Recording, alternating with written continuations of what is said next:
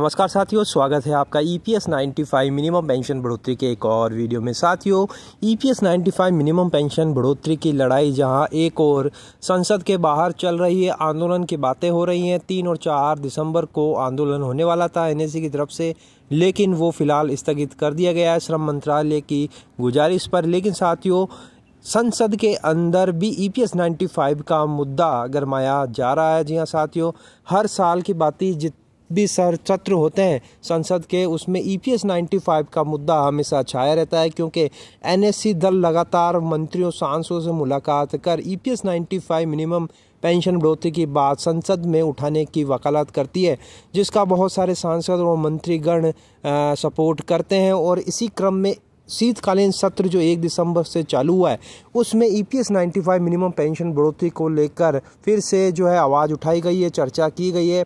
यहाँ पर आप देख सकते हैं, government of India, ministry of labour and employment, Lok Sabha के अंतर्गत 208वां क्वेश्चन था। 1 दिसंबर 2025 को EPS 95 मिनिमम पेंशन बढ़ोतरी को लेकर श्री बाल्य मामा सुरेश गोपीनाथ माट्रे जी ने जो है ये क्वेश्चन उठाया था। यहाँ पर आप देख सकते हैं, इंग्लिश में ये सब कुछ लिखा हुआ है, लेकिन मैं इसका हिंदी अनुवाद करता चलूँगा ताकि जो हिंदी व्यूअर्स हैं उनको आसानी से समझ में आ जाए।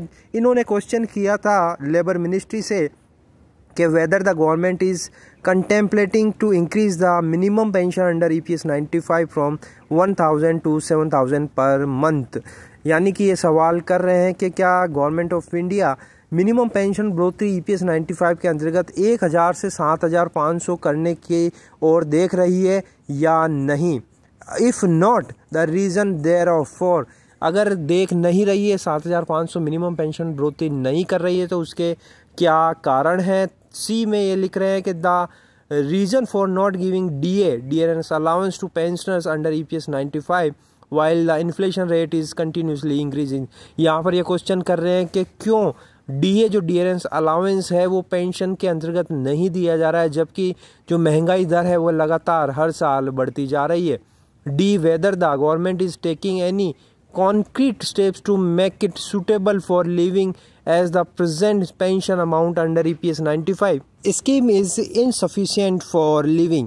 E, whether the government has taken cognizance of the demands made by the organization of EPS 95 pensioners and if so the action taken so far thereof। तो यहाँ पर ये डी में पूछ रहे हैं कि क्या government of India concrete steps ले रही है सूटेबल पेंशन प्रदान करने के लिए, जिसके तहत एक EPS 95 पेंशनर्स एक आम जिंदगी जी सके।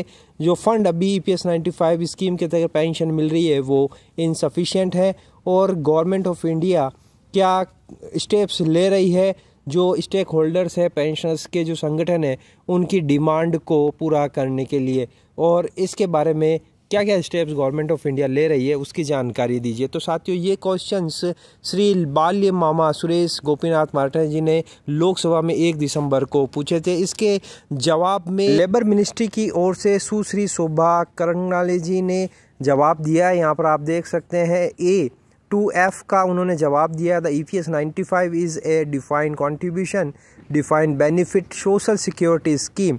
The corpus of the employees pension fund is made up of contribution by the employer 8.33% of wages and contribution from central government through budgetary support at the rate 1.16% of wages up to an amount of rupees 15,000 per month। तो यहाँ पर ये कह रहे हैं कि जो EPS 95 pension scheme है वो एक डिफाइंड कॉन्ट्रीब्यूशन और defined benefit social security scheme है, जिसके तहत एम्प्लॉयर की ओर से 8.33 और गवर्नमेंट ऑफ इंडिया की तरफ से बजटरी सपोर्ट के तहत 1.16% का सपोर्ट किया जाता है 15,000 तक की वेजेस के लिए।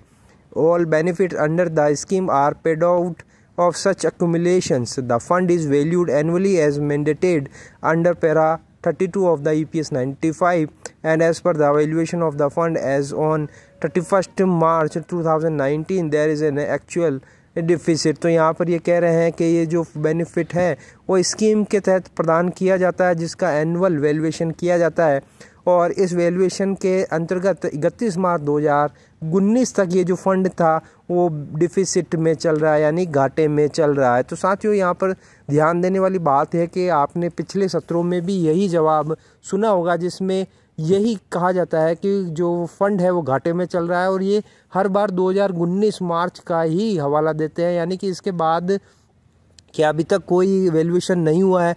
19 को भी आज 6 साल हो चुके हैं, लेकिन ये 31 मार्च 2019 का ही हवाला देते हैं और फंड को डिफिसिट घाटे में बताकर हमेशा पल्ला झाड़ने की ये जो कोशिश है श्रम मंत्रालय करता है। आगे लिखते हैं, however the government is providing a minimum pension of ₹1000 per month to the pensioners to the budgetary support of ₹1.16% of wages provided annually towards EPS 95 to Employees Provident Fund Organization. The Government of India is committed to ensure maximum benefit for workers under the EPS 95 scheme, duly taking into consideration the health of the respective fund as well as the future liabilities thereon। तो यहाँ पर ये कह रहे हैं कि budgetary support भी government of India दे रही 1.16%, और गवर्नमेंट ऑफ इंडिया कमिटेड है मैक्सिमम बेनिफिट देने के लिए EPS 95 पेंशनर्स को, लेकिन उसे फ्यूचर का भी ध्यान रखना होता है कि फ्यूचर में किस तरह की लाइबिलिटी आ सकती है। तो साथियों साफ साफ है कि वही रटाया जवाब, वही टाइप किया हुआ जवाब हर बार संसद के सत्र में श्रम मंत्रालय की ओर से पेश कर दिया जाता है। कुछ भी आप देख सकते हैं पुराने, आप अगर देखेंगे जो जवाब श्रम मंत्रालय की ओर से आए वो सेम डिट्टो है, कोई उसमें अंतर नहीं है, सेम कॉपी पेस्ट करके यहाँ पर प्रस्तुत कर दिया जाता है, और वही मार्च 2019 का घाटा बताकर फंड को डिफिसिट में बताकर पल्ला झाड़ लिया जाता है और कहा जाता है कि हम इसकी ओर कार्रवाई कर रहे हैं। तो फिलहाल आप देख सकते हैं साथियों, फिर से लोकसभा में ये आवाज़ उठी है। अब देखना होगा कि सरकार इसे किस तरीके से लेती है। हालांकि अभी संसद सत्र चालू हुआ है शीतकालीन, अभी और भी मंत्री और सांसदों द्वारा इसकी तरफ से क्वेश्चन उठाए जाएंगे, सवाल जवाब किया जाएगा, और सरकार क्या कुछ और अलग जवाब देती है या फिर यही रटाया जवाब मंत्रियों की ओर से दिया जाता है, ये देखने वाली बात होगी। आप तक हम पल भर की खबरें पहुंचाते रहेंगे। वीडियो अगर आपको कैसा लगा, आपकी राय कमेंट बॉक्स में ज़रूर बताइएगा। वीडियो अच्छा लगा तो लाइक शेयर ज़रूर कर दीजिए। इसी तरह की इन्फॉर्मेशन प्राप्त करने के लिए आप चैनल को सब्सक्राइब ज़रूर कर लीजिए। तो फिर मिलते हैं, तब तक के लिए अपना ख्याल रखिए। जय हिंद, जय भारत।